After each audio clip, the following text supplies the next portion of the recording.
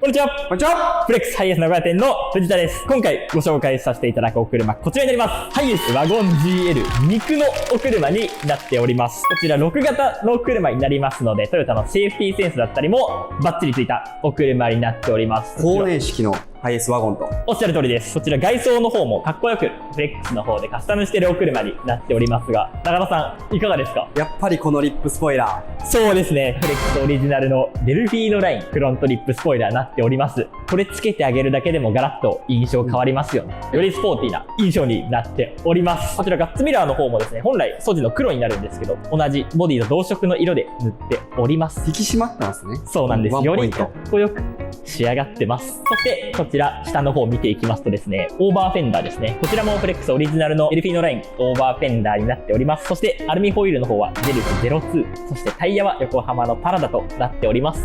濃い足回り。そうですね、もうフレックスの王道カスタム、すごくスタイリッシュでかっこいい内容になっております。はい。そして気になる内装の方も見ていきたいと思います。お願いいたします。まずこちらパワースライドドアついております。こちら中見ていきますと、このように広がっております。純正配列。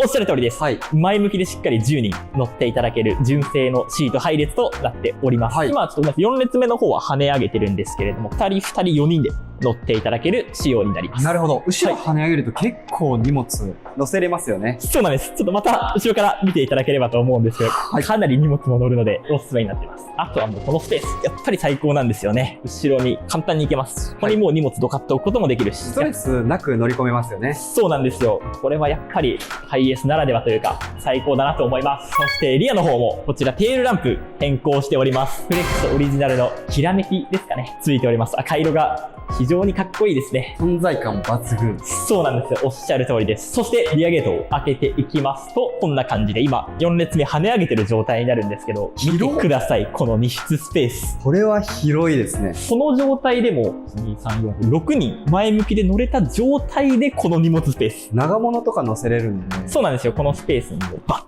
乗せることもできますと。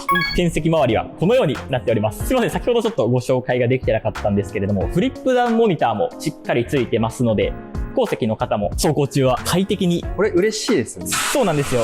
長時間運転して乗っていただけるかなと思います。そしてこちら上からメーカーオプションデジタルインナーミラーもしっかりついております。ドラレコもついてるんですね。そうなんですよ。ドラレコも前オーナーさんのものがついております。そしてこちら助手席のエアバッグに AC100V コンセントもしっかりついております。そしてナビの方はこんな感じのフローティングナビついております。